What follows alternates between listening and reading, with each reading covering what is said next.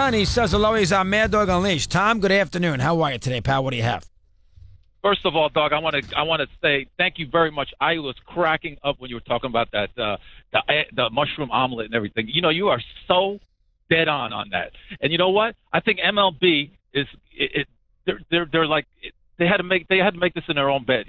In other words, what I'm telling you is we got to shorten the season because look at what there's no attendance. How could they be making money on these games? You know what I'm saying? Well, they make it on they make it on the TV. You know, the local revenue and television and all that stuff. But right now, baseball. Listen, they've been buried with bad weather. I mean, you got to be fair. It has been 20 degrees in all these cities. But the problem that baseball has right now, Tom, is that there are too many cities. Kansas City, Tampa. Not that those are good baseball. Not that Tampa's a good baseball town anyway. Miami, White Sox. There are too many.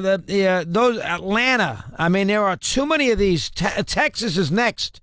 There are too many of these baseball franchises right now that have. There's just no chance for these teams. Cincinnati, Pittsburgh. I go on and on and on. There's too many places. Detroit down the road.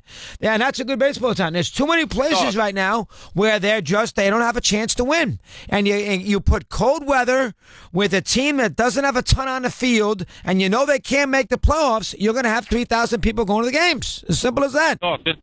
Dog, there's always challenges with weather. And I always remember back in the 60s and 70s, you start the season around April 7th, there's always challenges. But the start at the end of March, that's ridiculous. Well, they did that. They did that because they want to make sure the players got the extra 4 days off. The players demanded in the last contractual negotiation with the owners, the union, they said, give us an extra 4 days off and make sure every team has a cook. So when Ryan Zimmerman or anybody else for that matter walks into spring training after a groggy night at 7:20 in the morning, he can sit there in his pajamas in front of the locker in these spring training facilities, and the cook can, with a little white apron on, can make him a mushroom omelet, give him a little apple juice and a cup of coffee, and a side plate of potatoes, and he can get himself going. I mean, I've seen it. I have seen it. I have been in these locker rooms in spring. I've been there forever. You could ask anybody. I did it for 8 years here on MLB. I went all over I went to every spring training site.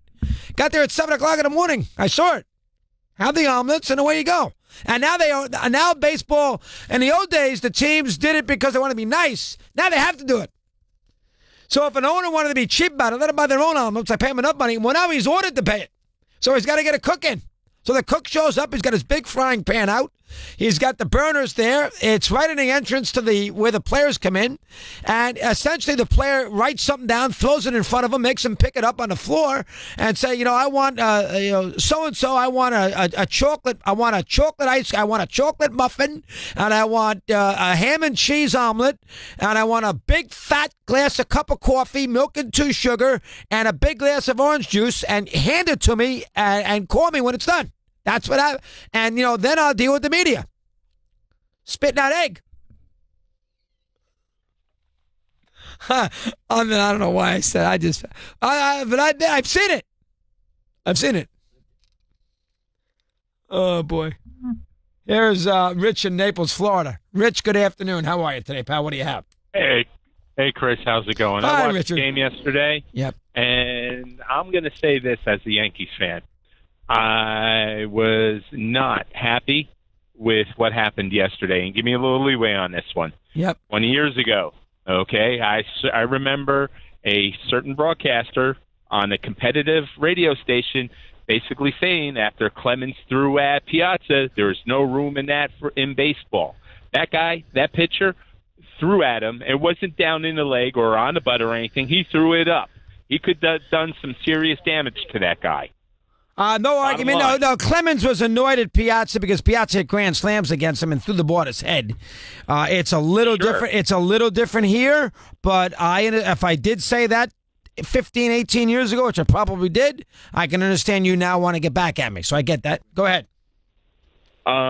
Outside of that, I do expect that someone's going to get thrown at tonight. I don't expect Sonny Gray because I don't think they want to go into that atrocious bullpen right now that early in the game. And Yankees need to win this game. They need to win 2 out of 3 here because these games count even though that it's early. right now. Well, I mean, but I do see maybe Robinson or maybe somebody chucking at one of their players. Well, right out of the gate, of course, it would be a Yankee throwing at a Red Sox based on the fact that the Yankee player was hit yesterday. I don't know. We'll see. We'll see. It's a very good point that Steve made. You know, threw at his knees, another changeup or whatever, he threw a breaking pitch, and then threw at his back. That was a little shaky. And then, of course, Joe Kelly wants to pretend that he's,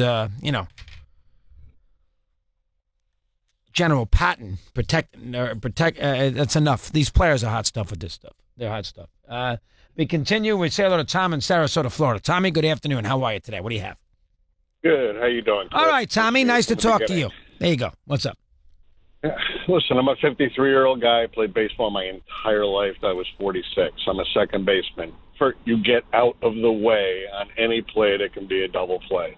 This guy saunters across the bag. Well, see, now you can't do that, Tom, because they changed the rule. You don't get the out with the neighborhood. You got to have your foot in the bag when the ball's there. So it's a little different. You still got to get out of there quick. I mean, when I was learning to play ball, we were tagging the bag. There was no ghost call in Little League and high school. You throw the ball and you get out of the way. You learn how to get out of the way of the guy that is coming to break up the double play. That's his job. So he's doing that in that game yesterday because he's a Yankee, but he's not Stanton. He wants to stay a Yankee. This kid's playing baseball. That's a great play. Yeah, the slide. Listen, I don't have a problem with him being physical on the slide, but the slide was a little out of line. He slid past the bag, which you're not allowed to do there, Tommy, and he hooked him with his left foot. Now, you want to say that Holt didn't do a good job getting out of the way? Fine. He hooked him with the left foot. There's no argument. Now, I don't think it's that big a deal. But, sometimes Austin was a little too exuberant. I don't think you can argue that if you're a Yankee fan. I really don't. 9 in front of the hour, man.